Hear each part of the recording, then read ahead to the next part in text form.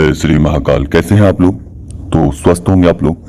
तो आज हम एक उच्चिष्ट गणपति की साधना के बारे में बता रहा हूं आप सभी को कि उच्चिष्ट गणपति की साधना से क्या फायदे होते हैं और क्या कैसे किए जाते हैं उच्चिष्ट गणपति की साधना।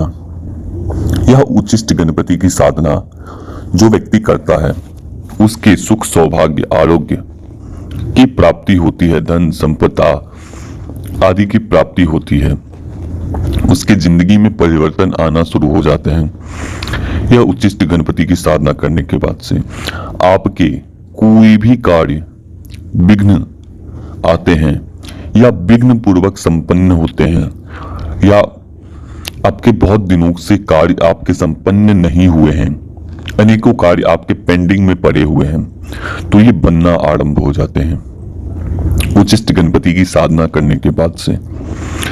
यह उच्चिष्ट गणपति की साधना अनेकों प्रकार से किए जाते हैं। तो ये जो मैं बता रहा हूं आपको, ये तामसिक विधि के द्वारा किया जाता है। ये शक्ति बहुत ही तीव्र रूप से आती है, तीव्र गति से, क्योंकि मंत्र ही इस प्रकार से आपको दिए जाते हैं जागृत करने के बाद, और मंत्र का चुनाव भी अलग होता है।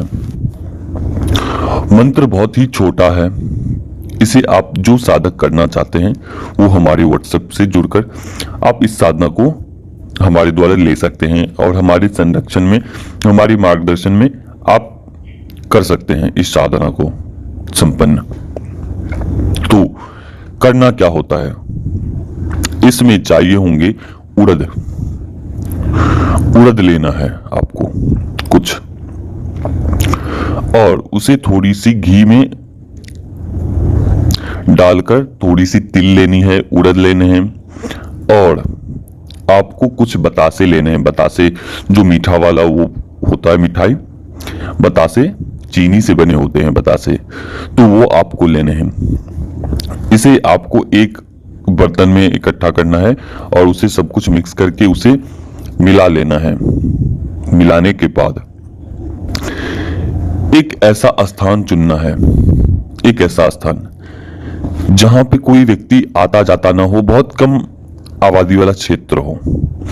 वहां पे आपको खोजना है, आपको अकौवे के पौधे, अकौवे के जो बहुत पुराने पेड़ होते हैं, करीब 8-10 साल पुराने पेड़ होते हैं, जो मोटा वाला पेड़ होता है, वैसा आपको जगह चुनना है। उस पेड़ के नीचे इस क्रिया को करनी है। तो किस प्रकार से करनी है? तो सबसे पहले आपको एक हवन कुंड छोटा सा तैयार करना है। ये बहुत ही उग्र क्रिया के द्वारा मैं बता रहा हूं, बहुत ही उग्र साधना है ये, और जो जिसके दिल में हिम्मत हो और वही व्यक्ति करे, जिसका दिल कमजोर हो, जो व्यक्ति सक्षम नहीं है, जो प्रत्यक्षीकरण साधना में कभी लगा नहीं है, वो इस साधना को नहीं करना है। इस साधना को ना ही इसमें हाथ डालने हैं। आप सौम्य साधना कर सकते हैं। तो अप्रत्यक्षीकरण वाली साधना आप कर सकते हैं, या ज्यादा दिनों की साधना आप कर सकते हैं, क्योंकि अधिक दिनों की साधना से ऐसा होता है क्योंकि वो आप एक दूसरे में मिलते जाते हैं। शक्तियों और आपके बीच में संपर्क धीरे धीरे स्थापित होता चला जाता है। तो आप सौम्य साधना कर सकते हैं घर पे रह के। तो मैं ये उग्र बता रहा हूं, उग्र क्रिया, क्योंकि देखिए सभी को चाहिए 7 दिनों में, 8 दिनों में, 10 दिनों में, 11 दिनों में, 3 दिनों में रिजल्ट चाहिए। तो क्रिया भी उसी प्रकार से करनी होगी। फिर आपको 3 दिनों में, 4 दिनों में शक्तियां प्रत्यक्षीकरण हो जाएगी। तो उग्र क्रिया से ही होंगे, सौम्य क्रिया से नहीं होंगे। तो ये मैं उग्र बता रहा हूं। और कुछ लोग बोलते हैं कि गुरुजी उग्र क्रिया ही क्यों देते हैं? क्योंकि देखिए सभी को चाहिए जल्दी रिजल्ट वाला, तो साधना भी, क्रिया भी उसी प्रकार से आपको दी जाएगी और दी जाती है। तो इसलिए उग्र क्रिया दिए जाते हैं और उग्र क्रिया को हमारे चैनल पर डाले जाते हैं। तो जो लोग उग्र क्रिया नहीं करना चाहते हैं वो सौम्य रूप से दूसरा मंत्र का चुनाव करके उसे जागृत करके आप घर में रहकर कर सकते हो।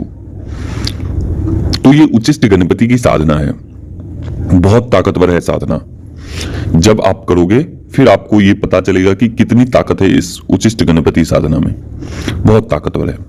इसमें आप उनसे वचन भी ले सकते, कोई वर भी आप ले सकते हैं उनके द्वारा। तो एक ऐसा क्षण आता है, एक ऐसा पल आता है कि शक्ति आपके सामने खड़ी होती है, आप उनसे बात करते हो, वचन लेते हो, आप उनसे वर लेते हो, कोई भी वर, या आप एक ऐसी वस्तु की मांग कर सकते हैं जो इच्छा के अनुसार वह वस्तु आपके सामने में प्रकट हो सके। ऐसी वस्तुओं को भी मांग सकते हैं इस उच्चिष्ट गणपति साधना में।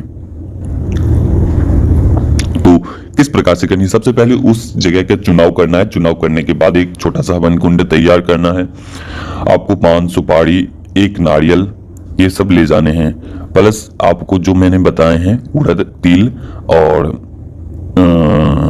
बतासे, ये सब ले जाने हैं घी में मिक्स करके, और वहां पे आहुति देनी है।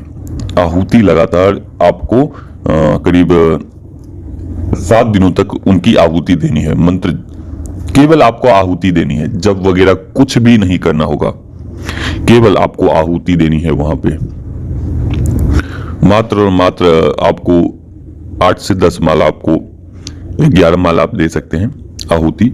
मंत्र बहुत छोटा है। वहां पे आपको आहुति 11 माला करीब 2 से 3 घंटे में आपका संपन्न हो जाएंगे। तो करीब 7 दिनों तक लगातार 3 घंटे तक आपको थोड़ा थोड़ा करके आहुति देती जानी है। 5-10 दाने करके आपको